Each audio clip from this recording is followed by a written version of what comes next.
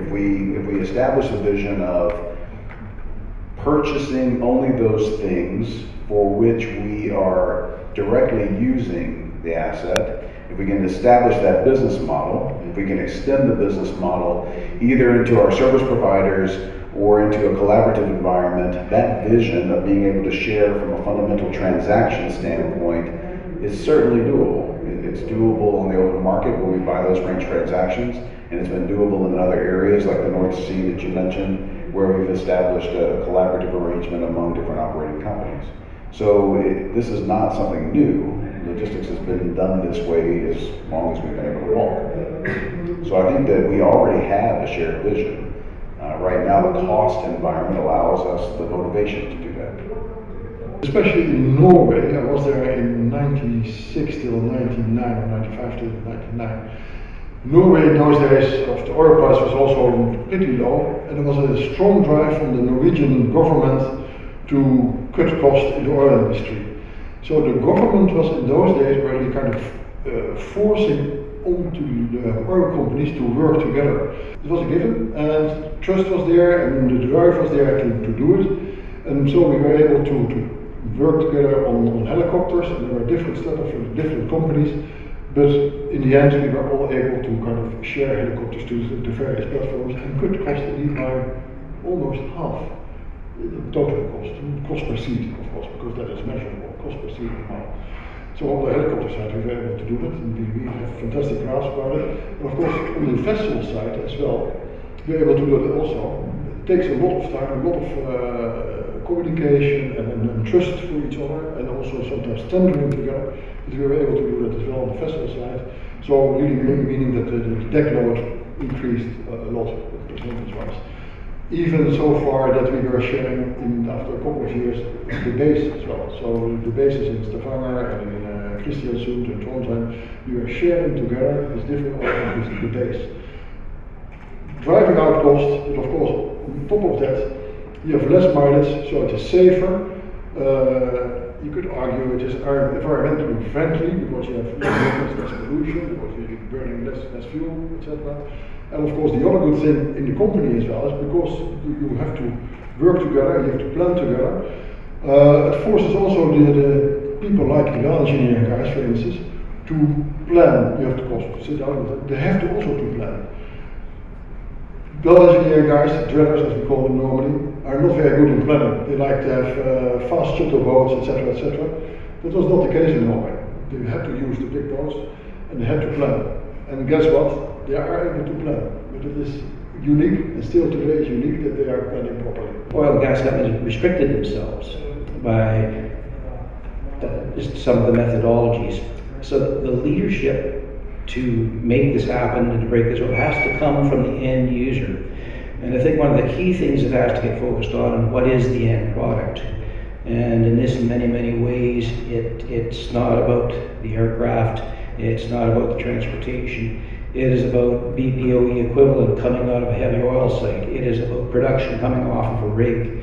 It is primarily about safety, no harm to people, and a lot of these things is key and core to it. I understand that about a fifth of the aircraft, rotary wing aircraft that have traditionally supported offshore platforms assets worldwide are currently idle or underemployed.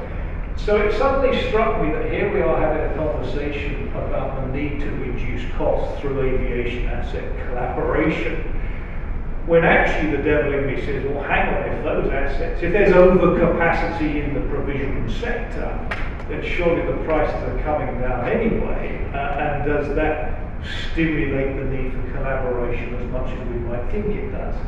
So I think there's a balance in the argument. That's a significant change in the market as well. Also from a logistics perspective, we need to change our own mindset to see where we as a logistics provider can add value to those vessels. Fundamentally, I think it's very feasible. And I think there's a desire right now for us to do that. The motivation is certainly there. Perhaps there's a mechanism that we are missing to make that happen.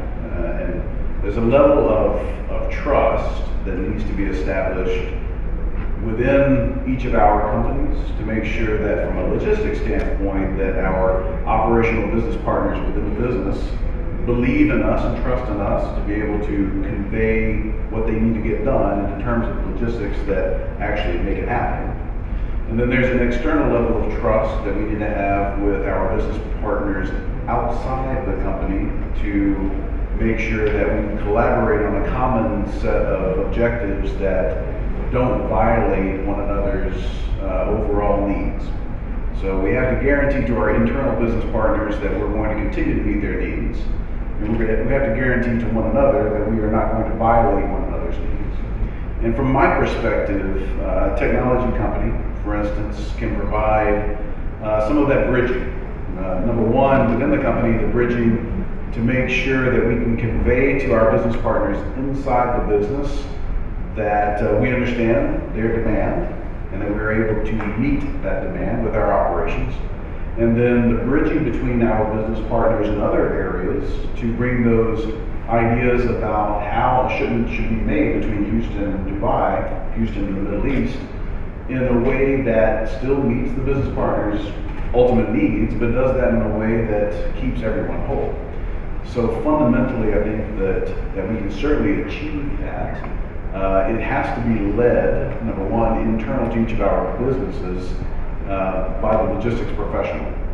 I have to be able to have that dialogue with drilling, or have that dialogue with facilities engineering or operations, that I understand what they require of me, and I'm going to fundamentally make that work. And then externally to the company, I have to have that dialogue with the Shells and the ExxonMobils and the ConocoPhillips and the BPs of the world, that I'm not going to violate their trust. So it has to be led by the logistician. It has to be, in my mind, enabled by a great business partner that can potentially put together some technological bridges between all of those partners to give us visibility to the degree that we're allowed commercially. Those components have to stay out of the conversation, but the visibility between each of the different partners to make sure that we have enough data to be able to make some educated decisions about how we're going to share, how we're going to operate, and where we can and where we can't, and where it doesn't make sense or where it does. We've cut aircraft across the board. You're absolutely right. There are a lot of them sitting idle right now, and boats too. So we're packing boats in and letting them sit and taking them off hire. And the question keeps coming back: have we cut too deep, perhaps? And that perhaps will be seen when we see the barrel of oil come back up. But we're to the point, from an operating company standpoint, that we're continuing to be asked for more. So within the operating companies, we've cut past the fat, past the muscle, through the bone and into the other side. And we're asking our business partners to do the same, which is a very difficult thing to do for everyone across the board. And so I think sharing gives us an opportunity to do something that is more collaborative. It's more healthy for the business, internal to the operating company and external to our business partners, that allows them to make potentially a greater margin on a per aircraft basis than what they would have otherwise made. And if we can establish that business model holistically, when oil prices do come back up, if we can stave off the protectionist behaviors from drilling, for example, then perhaps our aircraft providers will continue to make a higher margin, or our boat providers will make more margin, and that'll be good for everyone. So I think, back to your original question, is collaboration doable? Absolutely. Is it something that we should pursue? With gusto. IT integration between Carlson Wagonlit, which is doing the commercial trip, and IBS, which is managing the logistic trip, made absolute sense, because for some of our customers, we already service both ends.